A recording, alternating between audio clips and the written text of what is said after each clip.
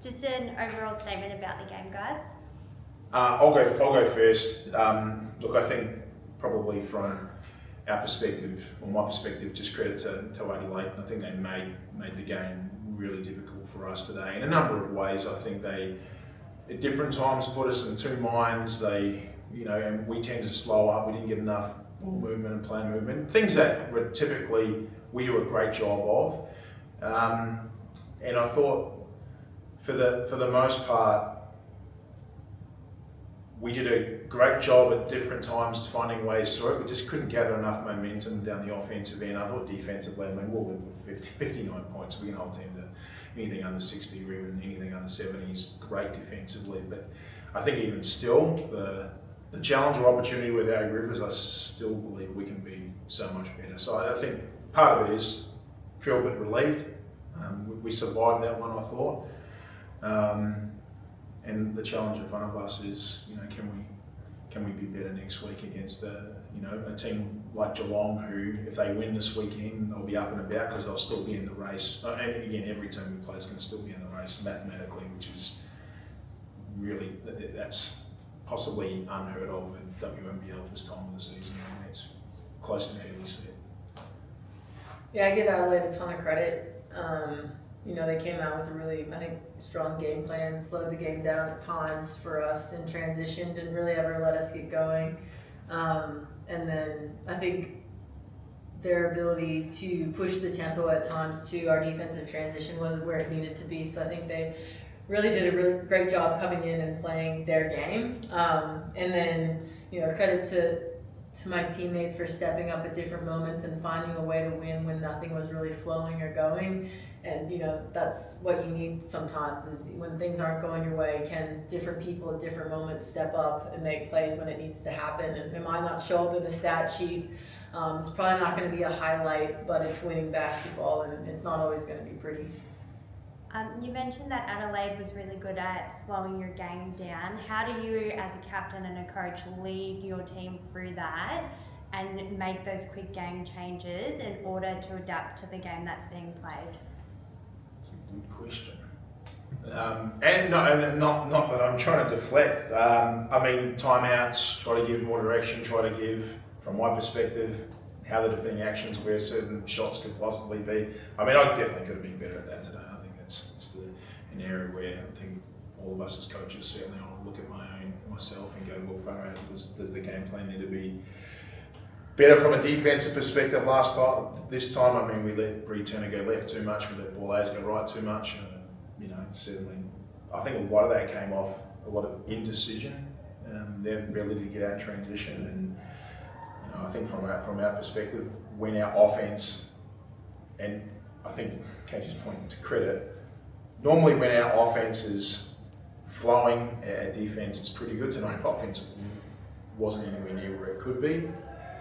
We were still defensively good enough to win the game, and I think that's where the team deserves a bunch of credit, because that, I think, in any situation, I've been in teams previously where I think that really has an effect on your ability to play defense. And there were some incredibly gritty plays and deflections, and as KG said, things that just won't show up on the stat sheet that probably won us the game when it mattered.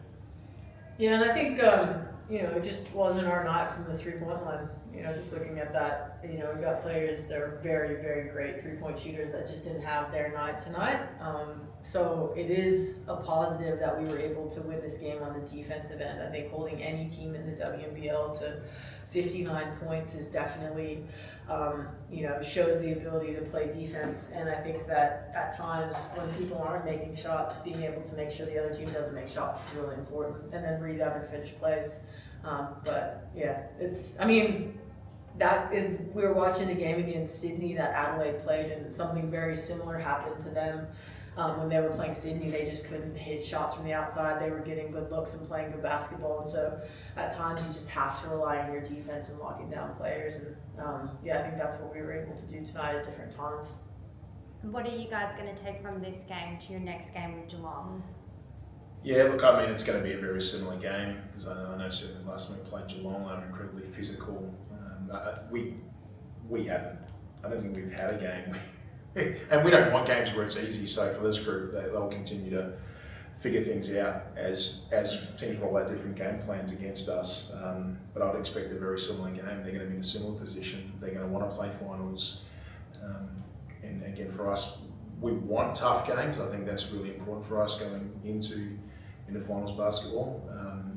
For us, the challenge in front of us is can we find that next level of execution? And I think just that same point, in the second half, the quality of shots we got in the second half were a lot higher than the quality of shots we generated in the first.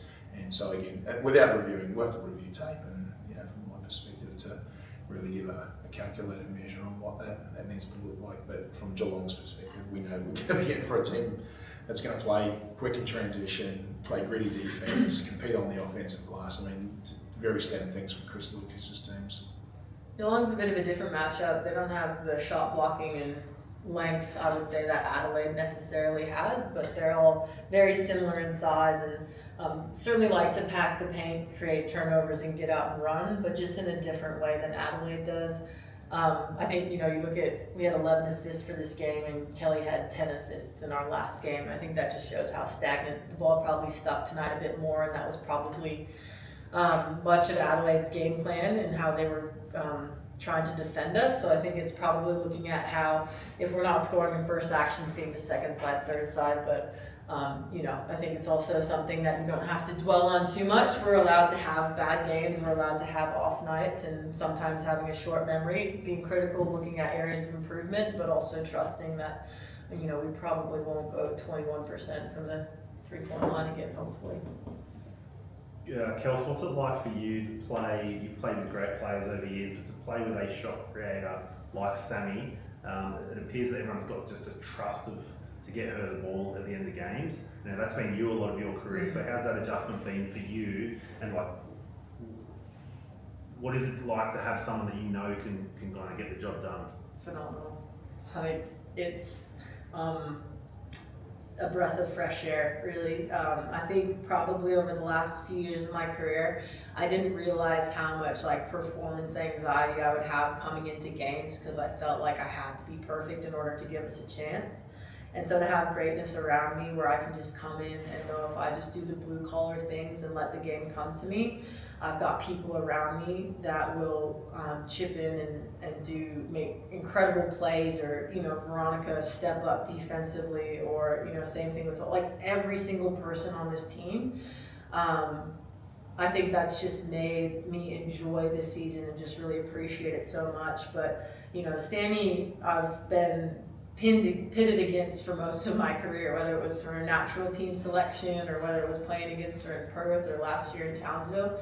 And I probably didn't realize the work ethic that she has and her will to win and will to compete at training and in games. And it's just so refreshing that it's all not on me to have to do it. And I'm so grateful that our paths crossed at this point in my career, because I don't know if I would have appreciated her as much in my mid-20s when I was directly competing against her, because I think we're both pretty competitive beasts. But now that we're towards, or I shouldn't say towards the end, at this phase in our career, it's really, I'm just so appreciative to have her as a teammate.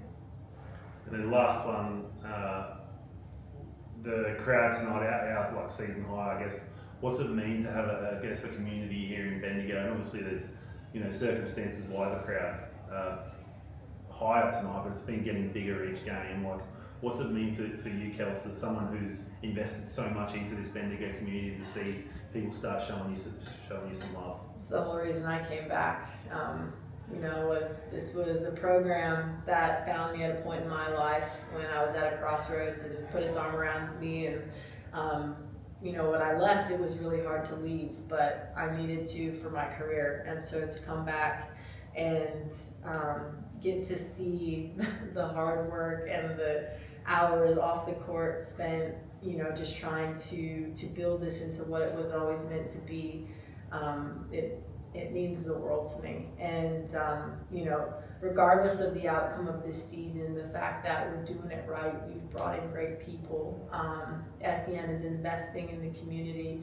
I just think it's so exciting, and then to see that, and it's a build. This has been 3 years in the making, that you know, you don't always get to see hard work pay off. And so, yeah, today was very special seeing that crowd. And, you know, you can say it's because the junior tournament was on, but I've played before the junior tournament and the crowd hasn't been like that. So that was really special, but this isn't done. And I know it can be even better, and I know we can sell it out and, you know, be the talking point of the town. And so the work's not done yet. Good. Awesome.